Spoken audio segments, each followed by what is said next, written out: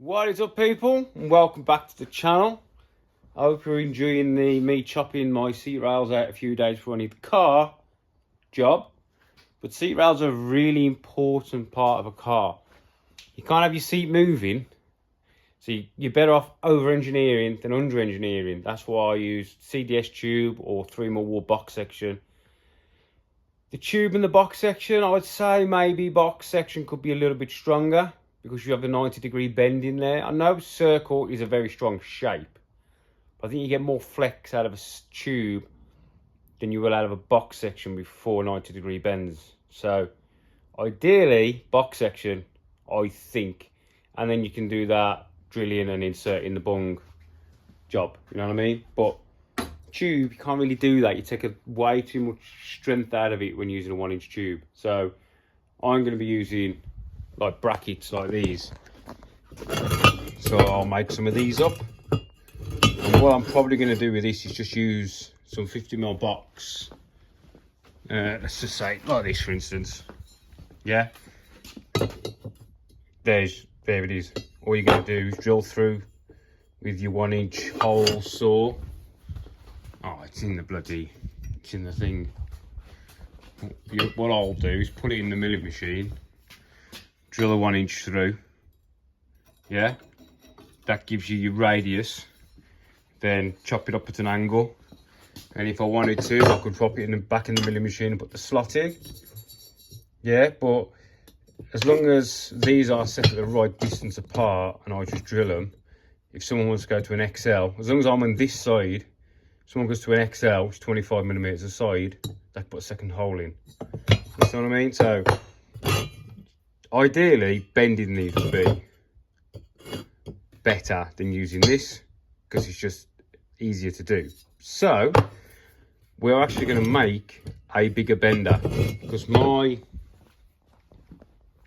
that blue thing, it struggles to do 3mm. But a very nice subscriber, Mr. Rob, has just come up and given me a press, a 50-ton hydraulic press. Look at the size of this bad boy. So it's all hydraulic. It's got fast and slow movements. This is the winch to move this up and down, because this is freaking heavy. But just give it to me, and he even dropped it up. He didn't want any fuel money or anything. So a wicked big shout out to Rob for following the channel and giving me this. He's actually met me at track before and spent the day with us as well. Really nice chap. So what we're going to do with this is you can make like a press, basically. I know you can buy them. So I can bend beefier brackets, if you know what I mean. Then technically my radius arm mounts, I can actually buy the flat in and put the bend in myself. Or I can actually get this designed in CAD, laser cut with the slot, the hole, position for this, a slot for this. That'll come laser cut flat, and then I can make a jig where I bend these myself. Do you know what I mean? It's time over cost. It's very cheap for me to make these. I get it bent, but it's hours getting the slots in, the holes in and everything, do you know what I mean? And shaping them. So, you know, there's different options for me to do, but this press is wicked. It's just unbelievable. Really, there's some really nice people out there, do you know what I mean? And now I can get rid of my little 3-ton Norton Arbor press. Well, I say little, it's freaking heavy. Anyway, we diverge. So today we are going to make a plate for there. Remember, my finger was miles off then. And the sides we'll do after. Basically what we'll do, we'll just slide them in, score around, chop to suit. Then we've also going to make our plates for this side, which are going to come down and all the way to the end of here. Yeah, so we're going to get all the plates made, this made, that made, this made, before we chop my tube. Because I literally only have just enough 1-inch to do these. And then the cross is going to be 1-inch box. Yeah, And then we've got to make all the brackets to fit them on. We've got to do our rear harness mounts as well, which will go on the back bar. This is why this is going to get welded around and down, around and down. So it's only got this much that it can flex. Do you know what I mean? It's not really going to flex, but do you understand what I mean? I'm trying to be as safe as possible. So yeah, we'll get some steel out and we'll get this measured and cut to size first of all. Then we've got to weld it at a 90 degrees. So the bottom plate will protrude past the vertical plate. So I can weld the inside and get a few welds on the outside. And it'll just snuck in. And I've left enough space on the side of the tunnel, inside here, to get an exhaust down there still. So if the person wants to go back to A series, or even keep a booster set up but get rid of that and put a passenger seat in, there is the space inside for exhaust.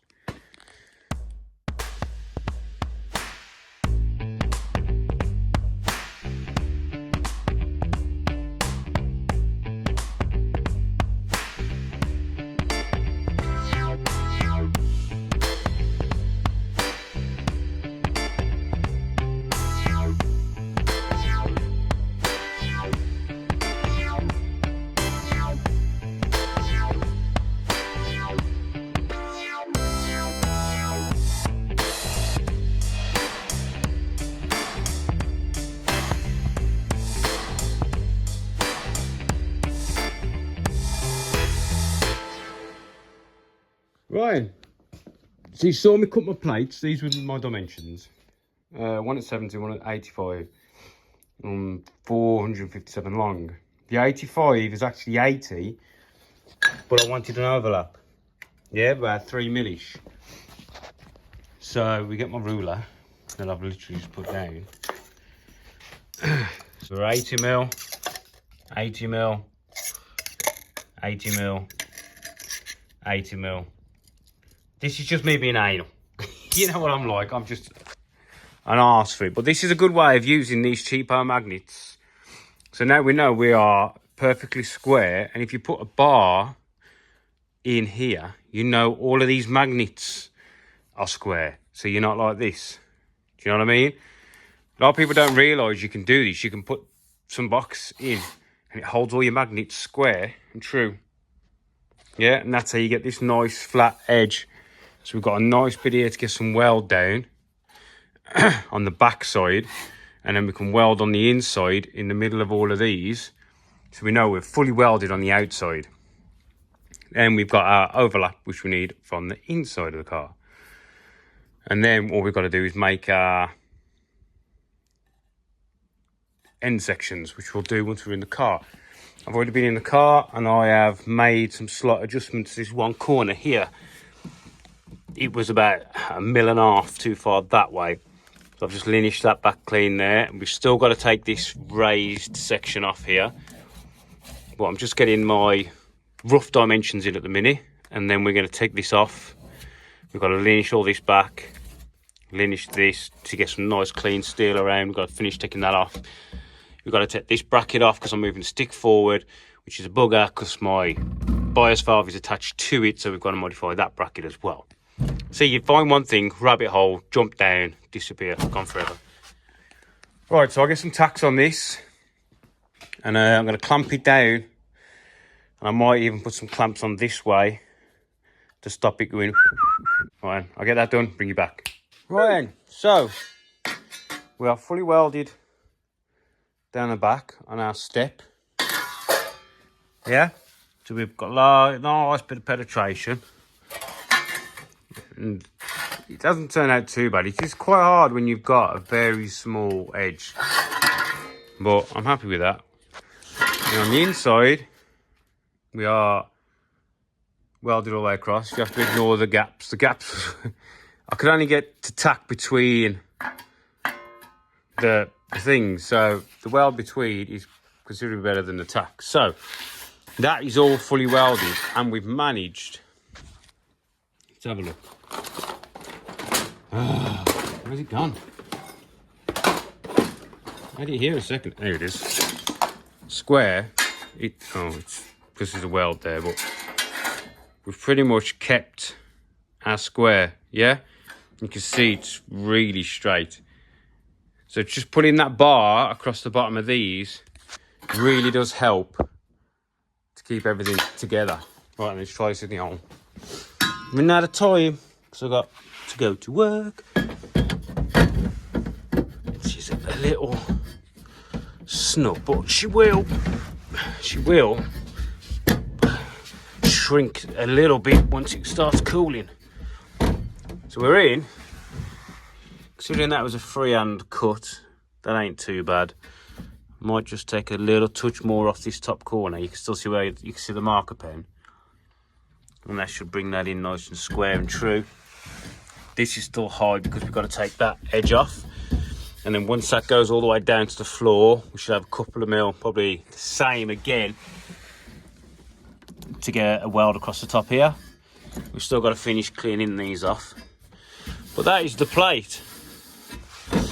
Then all we've got to do is make the plates from this side, which I'm going to replicate the angle of the floor, put them in, blah blah blah, then bend our bar down straight the way across, and we're going to gusset it up and get it to be nice and strong.